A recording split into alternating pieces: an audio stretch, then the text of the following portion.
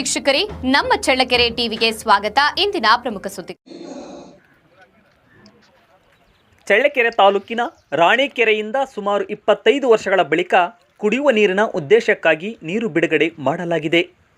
ಬರಗಾಲದ ಹಿನ್ನೆಲೆಯಲ್ಲಿ 5 ಗ್ರಾಮಗಳ ಜನರ ಹಾಗೂ ಜಾನುವಾರುಗಳಿಗೆ ಈ ನೀರು ಜೀವಧಾನಿಯಾಗಲಿದ್ದು, ಶಾಸಕ ಟಿ ರಘುಮೂರ್ತಿ ಅಧಿಕಾರಿಗಳೊಂದಿಗೆ ತೂಬು ಎತ್ತುವ ಮೂಲಕ ನೀರು ಹರಿಸುವ ಕಾರ್ಯಕ್ಕೆ ಚಾಲನೆ ನೀಡಿದರು.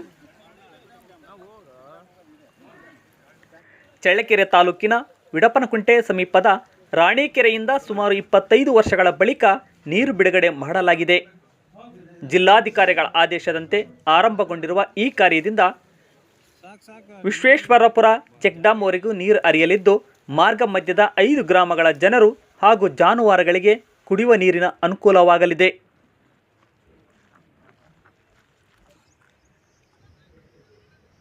ಸುಮಾರು 12ರಿಂದ 13 ದಿನಗಳವರೆಗೆ ನೀರು ಬಿಡುಗಡೆ ಮಾಡಲಾಗುತ್ತಿದ್ದು, ಪ್ರಸ್ತುತ ರಾಣಿಕೆರೆಯಲ್ಲಿ ಸುಮಾರು 150 MCFT ನೀರು ಸಂಗ್ರಹವಿದ್ದು, ಕುಡಿಯುವ ನೀರಿನ ಅಗತ್ಯವನ್ನು ಗಮನದಲ್ಲಿಟ್ಟುಕೊಂಡು ನೀರು ಹರಿಸಲಾಗುತ್ತಿದೆ ಎಂದು ಸಣ್ಣ ನೀರಾವರಿ ಇಲಾಖೆ ಅಧಿಕಾರಿಗಳು ಮಾಹಿತಿ ನೀಡಿದ್ದಾರೆ.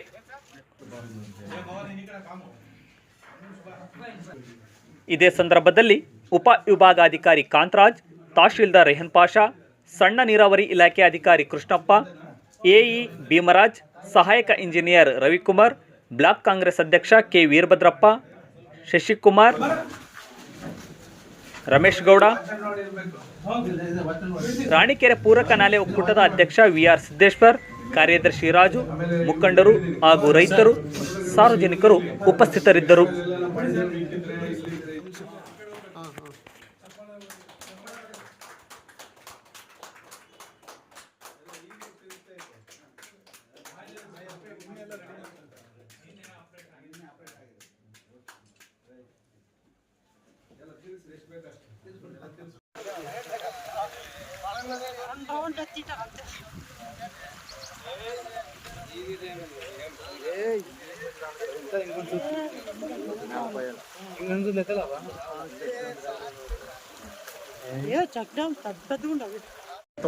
ಅಂದರೆ ಕುಡಿಯೋ ನೀರಿಗೆ ಮೊದಲೇ ಆದ್ಯತೆ.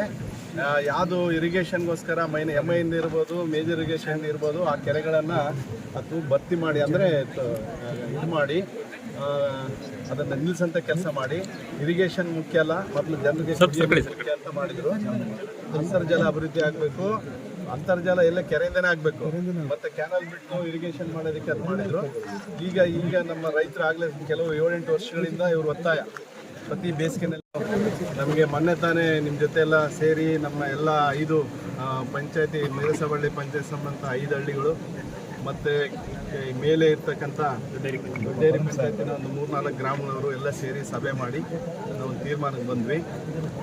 ಏಕೆಂದರೆ ಈ ವರ್ಷ ಮಳೆ ಅಭಾವದಿಂದ ಏನು ಈ ಕೆಳಭಾಗದಲ್ಲಿರ್ತಕ್ಕಂಥ 4 ಚೆಕ್ ಡ್ಯಾಮ್ಗಳಿಗೆ ನೀರು ಹರಿಸಿದ್ರೆ ಕುಡಿಯೋ ನೀರಿಗೆ, ದನ ಕರುಗಳಿಗೆ ನೀರಾಗಿರ್ಬೋದು, ಮತ್ತು ಕುಡಿಯೋ ನೀರಿಗೆ ಬೋರ್ವೆಲ್ಗಳು ಬೇರೆ ಇದರಿಂದ ಅಂತರ್ಜಲ ಅಭಿವೃದ್ಧಿ ಆಗುತ್ತೆ ಅಂತ ಹೇಳಿ ಅವ್ರಿಗೇನು ಬೇಡಿಕೆ ಇತ್ತು, ಅದರ ಪ್ರಕಾರ ನಾವೆಲ್ಲ ಸಭೆ ಮಾಡಿ ಎಲ್ಲ 8 ಹಳ್ಳಿಗಳ ಜೊತೆ ನಾವೆಲ್ಲ ಚರ್ಚೆ ಮಾಡಿ ಈ ನಿರ್ಧಾರನ ಏನು ನಮ್ಮ ಸಣ್ಣ ನೀರಾವರಿ ಇಲಾಖೆ ಮುಖಾಂತರ ಇವತ್ತು 10 MCFT ಇಲ್ಲಿ ಕೆರೆಯಲ್ಲಿ ಈಗ 17 ಅಡಿ ಹೈಟ್ ನೀರಿದೆ, ಒಟ್ಟಾರೆಯಾಗಿ 24 ಅಡಿ.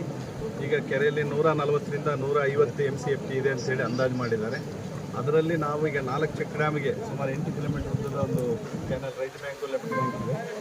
ಅದರಲ್ಲಿ ನಾವು ಹಳ್ಳದ ಮುಖಾಂತರ ಹರಿಸಿ ಆ 4 ಚೆಕ್ ಡ್ಯಾಮ್ಗಳನ್ನು ತುಂಬತ್ತ ಕೆಲಸ ಮಾಡಿದ್ರೆ 10 MCFT ಹೋಗುತ್ತೆ. ಸುಮಾರು 1ರಿಂದ 1.25 ಅಡಿ ಡೆಪ್ತು ನೀರು ಕಡಿಮೆ ಆಗ್ತದೆ.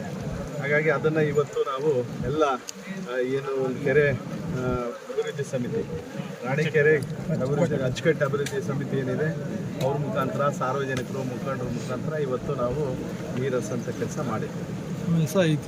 ಇದ್ದೇ ಇರುತ್ತೆ, ಅಲ್ಲಿ ನೀರಿದ್ರೆ ನಮ್ಮದು ಎಲ್ಲರದ್ದು ಆಸ್ತಿ. ನೀರಂದರೆ ಇಡೀ ಎಲ್ಲ ಸಾರ್ವಜನಿಕರ ಆಸ್ತಿ ಇದ್ದಂಗೆ ಅದು. ಯಾಕಂದರೆ ಎಲ್ರಿಗೂ ಕೂಡ ತಮ್ಮ ಏರಿಯಾದಲ್ಲಿರ್ತಕ್ಕಂಥ ನೀರು ಎಲ್ಲಿ ಬರಿದಾದರೆ ಮುಂದೆ ಆಗುವಂಥ ಆತಂಕ ಇರ್ತದೆ.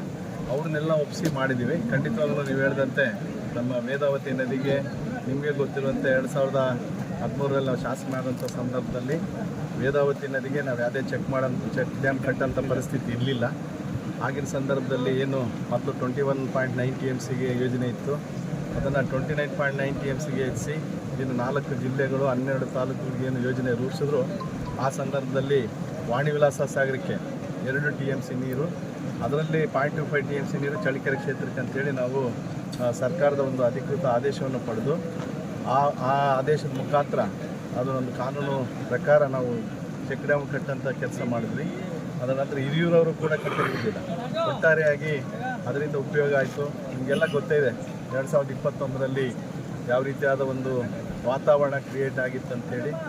ಆದರೆ ಆ ಸಂದರ್ಭದಲ್ಲಿ ನಮಗೆ ಸರ್ಕಾರ ಏನು ವಿರೋಧ ಪಕ್ಷದ ಸರ್ಕಾರ ಇದ್ದರೂ ವಿಶೇಷವಾಗಿ ನನ್ನ ಮನವಿಗೆ ಹೋಗ್ಬಿಟ್ಟು ಆ 0.25 TMC ನೀರು ಆರ್ಡ್ರ್ ಏನಿತ್ತು 13ರಿಂದ 18ಕ್ಕೆ ಆಗಿತ್ತು, ಆ ಸಂದರ್ಭದಲ್ಲಿ ಅದನ್ನು ಅದು ಪೂರ್ವಕವಾಗಿ ನಮಗೆ ನೀರು ಬಿಟ್ಟರು, ಚೆಕ್ ಡ್ಯಾಮ್ಗಳು ತುಂಬಿದ್ರು. ನೋಡಿ, ಆ ಭಾಗದ ಜನರು ನಿಮಗೆಲ್ಲ ಗೊತ್ತಿದೆ, ಸುಮಾರು 20,000 ಎಕರೆ ತೋಟಗಾರಿಕೆ ಪ್ರದೇಶ ಹೆಚ್ಚಾಗಿದೆ.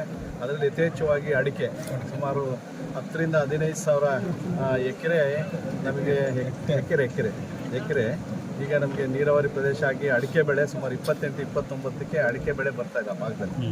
ಹಾಗಾಗಿ ಎಲ್ಲೋ ಒಂದು ಕಡೆಗೆ ನಮಗೆ ಸಮಾಧಾನಕರ. ನೀವು ಹೇಳಿದಂತೆ ರಾಣಿಕೆರೆಗೆ ಈ ಪೂರಕ ನಾಲೆ ಏನಿದೆ ಅದನ್ನು ಮಾಡಿಫಿಕೇಷನ್ ಮಾಡಬೇಕು, ಇನ್ನೂ ಸರಿಯಾದ ರೀತಿಯಲ್ಲಿ ಅದನ್ನು ಅಗಲೀಕರಣ ಅಲ್ಲ, ವ್ಯವಸ್ಥಿತವಾಗಿ ಮಾಡಿ ಅದಕ್ಕೇನು ಬೇಕು ಟೆಕ್ನಿಕಲ್ ಆಗಿ ಆಗಿಲ್ಲ. ಅದೆಲ್ಲ ಏನೋ ಆ ಸಂದರ್ಭದಲ್ಲಿ ಅದು ಮಾಡಿದರೆ 35-40 ವರ್ಷದ ಹಿಂದೆ, ಸುಮಾರು 45 ವರ್ಷದಿಂದ ಮಾಡಿರ್ತಕ್ಕಂಥದ್ದು. ಅದಕ್ಕೆ ಅದನ್ನು ಸರಿಯಾದ ರೀತಿಯಲ್ಲಿ ಏನು ವ್ಯವಸ್ಥಿತಗೊಳಿಸಿ ಅದಕ್ಕೆ ನೀರು ತರೋಂಥ ಕೆಲಸ ಪ್ರಯತ್ನ ಒಂದು ಕಡೆಗೆ.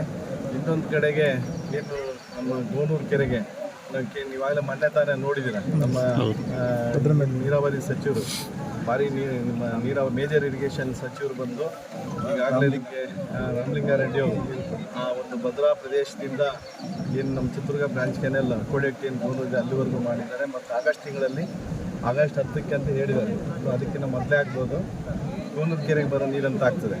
ಏನಾದರೂ ಮಳೆ ನಮಗೆ ಬಂದರೆ, ಜಾಸ್ತಿ ನೀರು ಭದ್ರಾದಲ್ಲಿದ್ದರೆ ಆ ಗೋನೂರು ಕೆರೆಯಿಂದ ಮುಂದೆ ಇರ್ತಕ್ಕಂಥ ದ್ಯಾಮನಹಳ್ಳಿ ಕೆರೆ ಇರ್ಬೋದು, ಕಲ್ಲಹಳ್ಳಿ ಕೆರೆ ಇರ್ಬೋದು, ಮಧುರೆ ಇರ್ಬೋದು, ಅದಾದ ನಂತರ ದೊಡ್ಡೇರಿ ಇಲ್ಲಿಗೆ ಬರೋಂಥ ಕೆಲಸ ಆಗುತ್ತೆ. ಒಟ್ಟಾರೆಯಾಗಿ ಮಳೆಯ ಮೇಲೆ ಭಾಳಷ್ಟು ಅವಲಂಬಿತವಾಗಿದ್ದೀವಿ.